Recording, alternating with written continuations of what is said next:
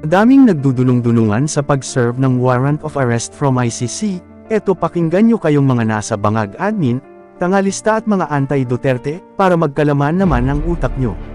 Sa ilalim ng 1987 Philippine Constitution, ang warrant na nagmumula sa dayuhang lupain ay walang automatic legal force sa loob ng Pilipinas.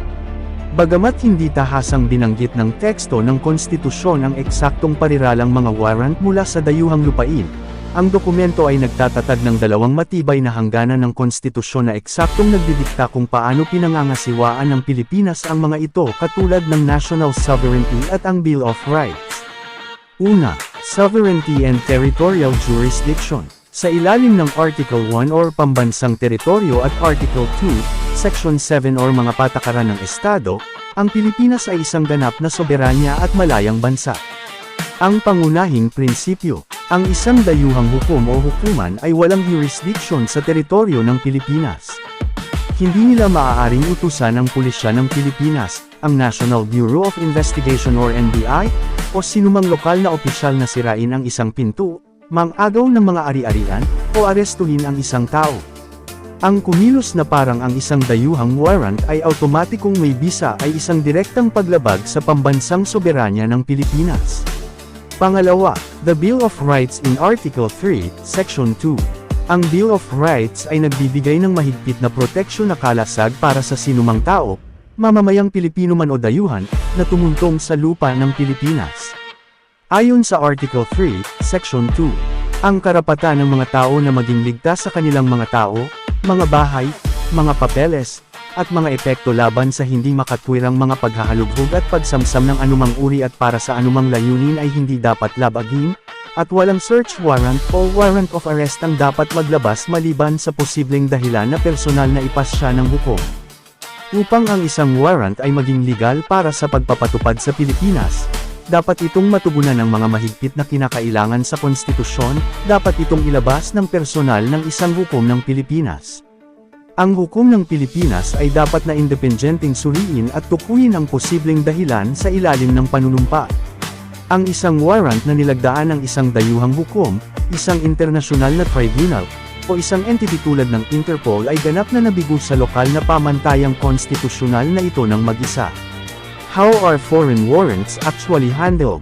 Dahil ang isang dayuhang warrant ay hindi maaaring gamitin ng direkta sa pag-aresto, ang gobyerno ng Pilipinas ay gumagamit ng hiwalay, legal na tinukoy na mga domestic framework upang tugunan ang mga individual na nais sa ibang bansa, extradition treaties. How it works? Kung ang Pilipinas ay may aktibong extradition treaty sa dayuhang bansa, ang Department of Justice or DOJ ay dapat maghain ng formal na petisyon sa Philippine Regional Trial Court.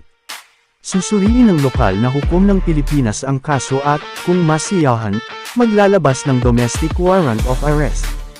Constitutional grounding ng extradition treaties, pinapatunayan ang Article 3, Section 2, dahil ang isang lokal na hukom sa huli ay naglalabas ng warrant.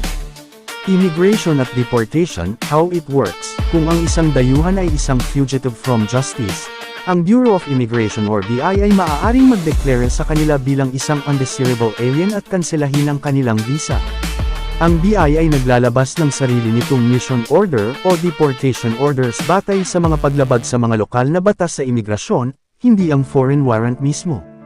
Constitutional grounding ng immigration and deportation, pinamamahalaan ng soberanya ng Estado at ang likas na karapatan sa mga hangganan ng bansa ng pulisya.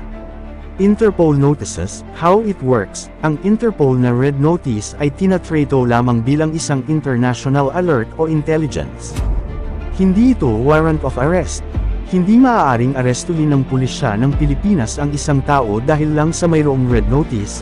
Kailangan nilang maghintay para sa mga lokal na prosesong legal, tulad ng extradition o mga utos sa imigrasyon na matrigger. Constitutional grounding ng Interpol notices, nagsisilbing kooperasyong tagapagpatupad ng batas sa ilalim ng pandaigdigang komite. Kung ang isang dayuhang warrant ay dumating sa Pilipinas, ito ay legal na itinuturing bilang isang piraso lamang ng ebidensya o isang formal na kahilingan. Para mangyari ang aktwal na pag-aresto o paghahanap, ang proseso ay dapat dumaan sa filter ng batas ng Pilipinas at maaprubahan ng awtoridad ng Pilipinas. Kung walang local judicial intervention, labag sa konstitusyon ang pagpapatupad ng foreign warrant sa lupa ng Pilipinas. Naiintindihan nyo na ba mga walang utak dyan sa bangag admin? If hindi nyo naiintindihan, mag-research din pag mayroong time, para hindi maging bobo sa batas na ipinatutupad nyo.